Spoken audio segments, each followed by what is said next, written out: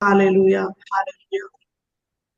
നാം പാടിയതുപോലെ ചന്തം ചിന്തുന്ന തിരുമേനി നമ്മൾക്ക് ഓരോരുത്തർക്കുമായി കർത്താവ് ഹാലലൂയ വെടിഞ്ഞ് ഒരു ബന്ധവുമില്ലാതിരുന്ന നമ്മളെ ഓർത്ത് നമ്മളെ വീണ്ടെടുത്ത കർത്താവിന്റെ സ്നേഹത്തെ ഓർത്ത് കർത്താവിനെ എപ്പോഴും സ്തുതിപ്പാനും നമ്മളായിരുന്ന സാഹചര്യങ്ങൾ കഴിഞ്ഞ കാലങ്ങളില് ഹാലലൂയ കർത്താവിനെ അറിഞ്ഞില്ലായിരുന്നെങ്കിൽ നമ്മൾ എവിടെ ആകുമായിരുന്നു എന്നൊക്കെ നമ്മൾ ഇടയ്ക്കിടയ്ക്ക് ചിന്തിക്കുന്നത് നല്ലതാണ്.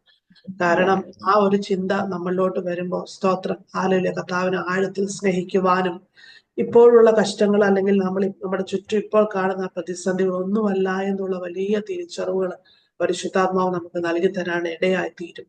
അതുകൊണ്ട് കഴിഞ്ഞ കാല ജീവിതങ്ങളിൽ നമ്മൾ കടന്നുപോയ സാഹചര്യങ്ങൾ അല്ലെങ്കിൽ ദൈവം നമ്മൾ വിടുവിച്ച വിധങ്ങൾ ഒക്കെ നമ്മൾ ഇടയ്ക്കിടയ്ക്ക് ചിന്തിക്കണം. ചിന്തിച്ച് ദൈവത്തെ സ്തുതിപ്പാൻ കർത്താവിന്റെ ആത്മാവ് നമ്മെ സഹായിക്കട്ടെ. ഈ പകലിൽ കർത്താവ് ഏൽപ്പിച്ചൊരു ചിന്ത നിങ്ങളുമായിട്ട് ഷെയർ ചെയ്യാൻ താല്പര്യപ്പെടുകയാണ്. 1 ശമൂവേൽ 30:6 ഇങ്ങനെ പറയുന്നു, ദാവീദ് വലിയ കഷ്ടത്തിലായി. ജനത്തിൽ ഓരോരുത്തന്റെ ഹൃദയം താന്താന്റെ പുത്രന്മാരെയും പുത്രിമാരെയും കുറിച്ച് വ്യസനിച്ചിരിക്കുകൊണ്ട് അവനെ കല്ലെറിയണമെന്ന് ജനം പറഞ്ഞു. ദാവീദോ തന്റെ ദൈവമായ യഹോവയിൽ ധൈര്യപ്പെട്ടു. ദാവീദോ തന്റെ ദൈവമായ യഹോവയിൽ ധൈര്യപ്പെട്ടു. പകൽക്കാലം ഒരു ചെറിയ ചിന്ത നിങ്ങളുമായിട്ട് പങ്കുവെക്കാൻ ആഗ്രഹിക്കുക. അതായത് ചില സമയങ്ങളിലൊക്കെ നമ്മളെ ധൈര്യപ്പെടുത്തുവാൻ, നമ്മളെ പ്രോത്സാഹിപ്പിക്കുവാൻ നമ്മുടെ ജീവിതത്തിൽ ആരുമില്ലായിരിക്കുന്ന സാഹചര്യങ്ങൾ നമ്മുടെ ജീവിതത്തിൽ കടന്നു വരാം. അപ്പോൾ നമുക്ക് ചെയ്യാൻ പറ്റുന്ന ഒറ്റ കാര്യം എന്ന് പറഞ്ഞിട്ടുണ്ട്, നമ്മൾ തന്നെ നമ്മളെ പ്രോത്സാഹിപ്പിക്കുന്നവരായിട്ട് മാറണം, നമ്മളെ ധൈര്യപ്പെടുന്നവരായിട്ട് മാറണം. ജീവിതയാത്ര നമുക്ക് പലപ്പോഴും മുന്നോട്ട് പോകണമെങ്കിൽ ഇതുപോലെയുള്ള ചില സ്വയം ശക്തിപ്പെടുത്തലുകൾ, സെൽഫായിട്ടുള്ള സ്ട്രെങ്തനിങ് അല്ലെങ്കിൽ എന്താ പറയാ എൻകറേജ്മെന്റ് ഒക്കെ ജീവിതത്തിൽ ആവശ്യമായിട്ട് വരും. ഹാലലൂയ. പലപ്പോഴും ക്രിസ്തീയ ജീവിതം നമുക്കറിയാം പ്രതിസന്ധികൾ പ്രതികൂലങ്ങളൊക്കെ നിറഞ്ഞ പെട്ടുമത്തൊരു അനുഭവമേ അല്ല. സ്തോത്രം. ഹാലലൂയ. കാരണം എന്നും അങ്ങനെയാന്ന് പറയുന്നില്ല, എന്നും അങ്ങനെയല്ല, എന്നും പ്രതിസന്ധിയല്ല, എന്നും കഷ്ടതയല്ല. സ്തോത്രം. എന്നും കഷ്ടതയാണെങ്കിൽ അത് നമ്മളത് പരിശോധിക്കേണ്ട ആവശ്യമുണ്ട്, നമ്മൾ ദൈവമായിട്ടുള്ള ബന്ധം. എന്നാൽ ചില സീസണുകൾ പ്രതിസന്ധികൾ അല്ലെങ്കിൽ ചാലഞ്ചസ്, ചിലപ്പോൾ നമ്മുടെ അബദ്ധങ്ങളായിരിക്കാം ചില സീസണുകളിൽ, അല്ലെങ്കിൽ നമ്മുടെ അടുത്ത് ചില തെറ്റായ തീരുമാനങ്ങൾ മുഖേന നമ്മൾ ജീവിതത്തിൽ അനുഭവിക്കേണ്ട ചില സെറ്റ് ബാക്സ് അല്ലെങ്കിൽ ചില തിരിച്ചടികളൊക്കെ ആയിരിക്കാം. പക്ഷേ സ്തോത്രം, അവിടെയൊക്കെയും അതെല്ലാം വാച്ച് ചെയ്തുകൊണ്ടിരിക്കുന്ന ദൈവം നമ്മുടെ കൂടെ ഉണ്ടെന്ന് നമ്മൾ എപ്പോഴും ഓർക്കണം. ദാവീദിനെ സംബന്ധിച്ച് ദാവീദ് നേരിട്ട വെല്ലുവിളി വലിയൊരു പ്രതിസന്ധിയാ. ദാവീദിനെയും തന്റെ ആളുകളെയും അമാലേക്കർ ആക്രമിച്ച് അവരുടെ കുടുംബങ്ങളെ അവരുടെ സ്വത്തുക്കളൊക്കെ ബന്ദികളാക്കിയിട്ട് അങ്ങനെ ജനം വല്ലാത്തൊരു ദുഃഖത്തിലായി. ഇവൻ ദാവീദിനെ കല്ലെറിയുന്നതിനെ കുറിച്ച് വരെ അവർ സംസാരിച്ചു, ഇവൻ കാരണമല്ലേ ഞങ്ങൾക്ക് ഇങ്ങനെയൊക്കെ സംഭവിച്ചു എന്നുള്ള നിലവാരത്തില് കൂടെ നിന്നവർ പോലും ദാവീദിന് എതിരായി നിന്നൊരു സാഹചര്യം. ആരും തന്റെ കൂടെയില്ല, തന്നെ മനസ്സിലാക്കാനില്ല, ആരും വല്ലാത്ത പ്രതിസന്ധിയെ നിന്നപ്പോൾ ദാവീദ് ചെയ്ത ഒറ്റ കാര്യമാ, ദാവീദ് തന്റെ ദൈവമായ യഹോവയിൽ തന്നെ തന്നെ ബലപ്പെടുത്തി. സ്തോത്രം.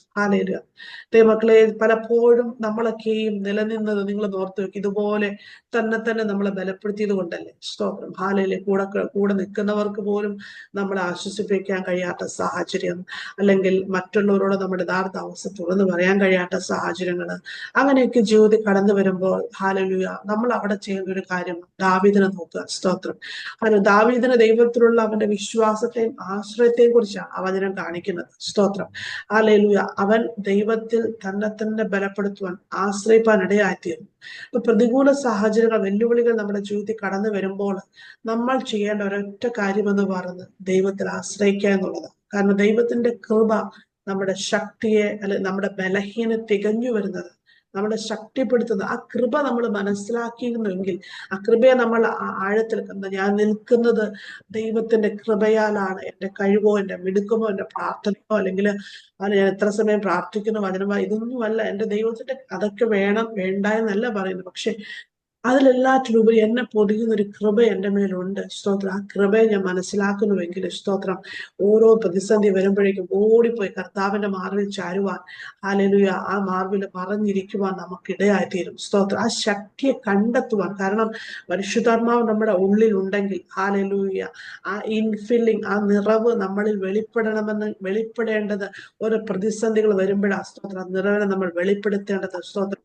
ആ ശക്തിയെ നമ്മൾ തിരയേണ്ടത്. സ്തോത്രം.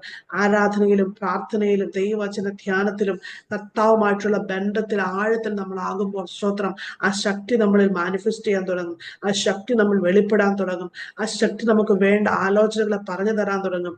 നമ്മളെ തന്നെ മോട്ടിവേറ്റ് ചെയ്യാൻ തുടങ്ങും. ഒരു ലോകപ്രകാരമുള്ള ഒരു മോട്ടിവേഷനെ കുറിച്ചല്ല ഞാനിവിടെ പറയുന്നത്. നമ്മെ ശക്തിപ്പെടുത്തുന്ന പരിശുദ്ധാത്മാവ്, മറ്റ് ലോകമോ മറ്റ് ആരും തരാത്ത തരത്തിലുള്ള വലിയ സന്തോഷം ദൈവത്താൽ നമുക്ക് കണ്ടെത്താൻ സാധിക്കും. ദാവീദിന് ഇവിടെ സംഭവിച്ചത് അതാ. ഞാൻ പറയട്ടെ, നമുക്ക് ഇന്ന് ലോകത്തിലോട് നോക്കിക്കഴിഞ്ഞിട്ടുണ്ട്, പ്രത്യേകിച്ച് യുവജനങ്ങളൊക്കെയും പലതരത്താൽ സെൽഫ് സാറ്റിസ്ഫാക്ഷനും സന്തോഷത്തിനു വേണ്ടി പല രീതിയിലുള്ള കാര്യങ്ങളെ, തെറ്റായ മാർഗങ്ങളെ അവർ ആശ്രയിക്കുന്നുണ്ട്. ഒരു ലഹരി പോലെ. ഹാലേലൂയ. പക്ഷെ അത് അവർക്ക് അല്പനിമിഷത്തേക്ക് സന്തോഷവും സമാധാനവും ഒക്കെ നൽകുന്നുണ്ടാകാം. പക്ഷെ ഹാലേലൂയ, ഒരു ദൈവ പൈതലിനെ സംബന്ധിച്ചിടത്തോളം ഏറ്റവും വലിയ ലഹരി എന്ന് പറയുന്നത് കർത്താവുമായിട്ടുള്ള ബന്ധമാ. ദൈവസേനയില് വചനം വായിക്കുമ്പോൾ കിട്ടുന്ന സന്തോഷമാ, അല്ലെങ്കിൽ ആരാധിക്കുമ്പോൾ കിട്ടുന്ന സന്തോഷം, അത് മറ്റുള്ളവർക്ക് പറഞ്ഞാൽ മനസ്സിലാകത്തില്ല. എന്നാൽ നമ്മൾ അതിനെ കൂടുതൽ അറിയും തോറും സ്തോത്രം, ഹാലേലൂയ, ഒരു ലഹരി പോലെ കർത്താവുമായിട്ടുള്ള സ്നേഹത്തെ ഹാലേലൂയ ദാവീദ് കണ്ടെത്തിയതുപോലെ നമുക്ക് കണ്ടെത്താൻ നമ്മൾ ഇടയാക്കുമ്പോൾ സ്തോത്രം, ജീവിതത്തിലെ പ്രതിസന്ധികൾ ഒന്നുമല്ല എന്ന് നമുക്ക് തോന്നാൻ ഇടവരും. സ്തോത്രം, അതൊന്നുമല്ല കർത്താവേ. ആ പ്രതിസന്ധിയിൽ ദൈവമേ അങ്ങ് എന്നെ നിർത്തിയത് ഇതിനു വേണ്ടി ആയിരുന്നല്ലോ അപ്പ.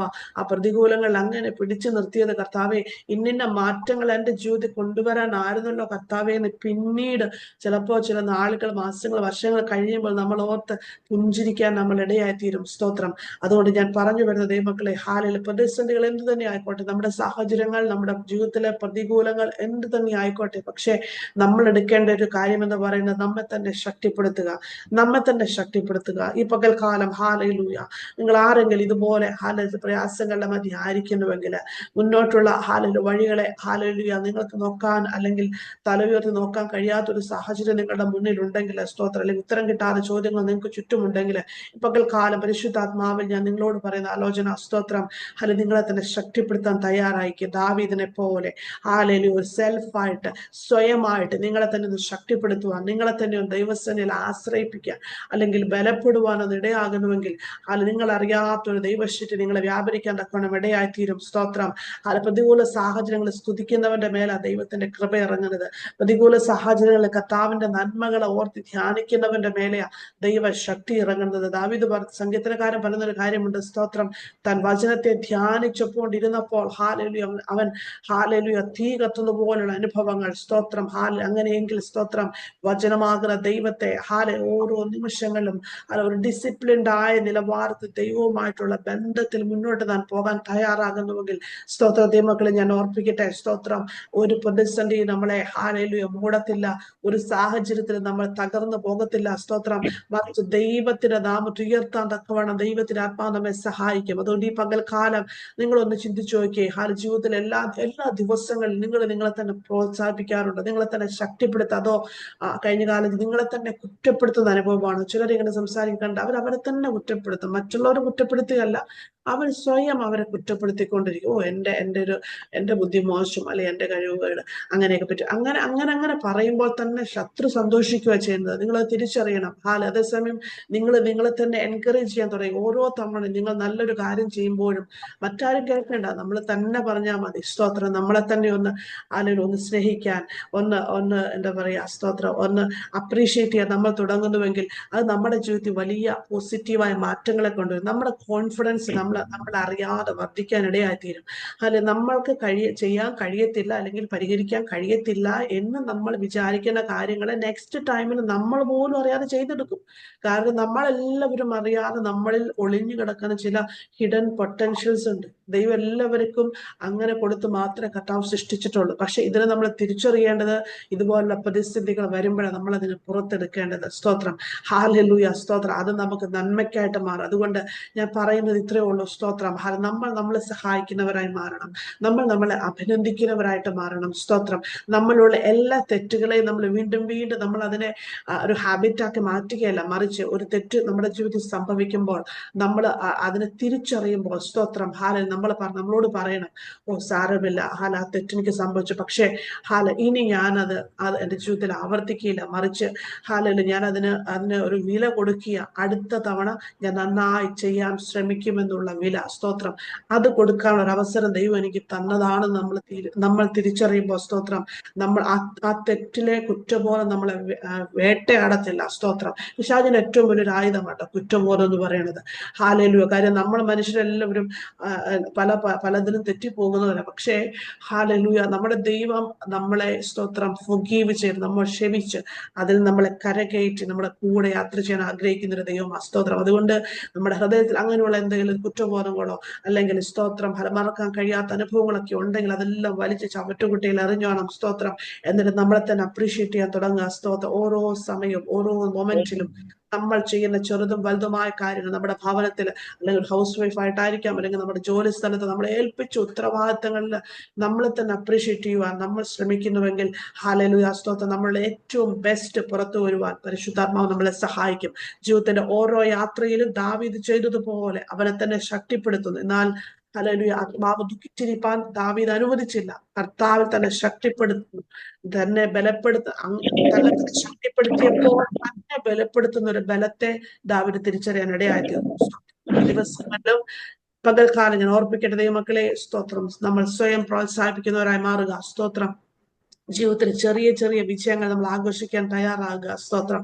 നമ്മുടെ ജീവിതത്തിലെ എല്ലാ മേഖലകളിലും ഇങ്ങനെ ചെയ്യുമ്പോൾ നമ്മളറിയാത്തൊരു അച്ചടക്കവും ഒരു സെൽഫ് കെയർ, ഹാലലൂയ, നമ്മുടെ ജീവിതത്തിൽ ഉണ്ടാകും. നമ്മളെ കെയർ ചെയ്യാൻ നമ്മളെ പോലെ മറ്റാർക്കും കഴിയത്തില്ല കേട്ടോ, സ്തോത്രം. നമ്മുടെ വ്യക്തിപരമായ വളർച്ച, നമ്മുടെ ആത്മീയ വളർച്ചയിൽ ഇതുപോലെ നമ്മൾ സ്വയം നമ്മളെ ഒരു ചെടിയെ സംരക്ഷിക്കുന്ന പോലെ നമ്മളെ കെയർ ചെയ്യുന്നവരാകുക. അങ്ങനെ ചെയ്യുമ്പോൾ ദൈവത്തിന്റെ വലിയ കൃപ നമ്മുടെ മേൽ വ്യാപരിക്കും. വലിയ വീണ്ടും വീണ്ടും തെറ്റുകളിലോട്ടല്ല, വിജയത്തിലോട്ട് പരിശുദ്ധാത്മാവ് നമ്മളെ കൊണ്ടുപോകും, സ്തോത്രം. ഈ ചെറിയൊരു ആലോചന നിങ്ങളുമായിട്ട് പങ്കുവെച്ച് ദിവസത്തിലായിരിക്കാൻ താല്പര്യപ്പെടുന്നു. കർത്താവ് വചനങ്ങളാൽ ഈ ആലോചനകളാൽ നമ്മെല്ലാവരെയും അനുഗ്രഹിക്കട്ടെ.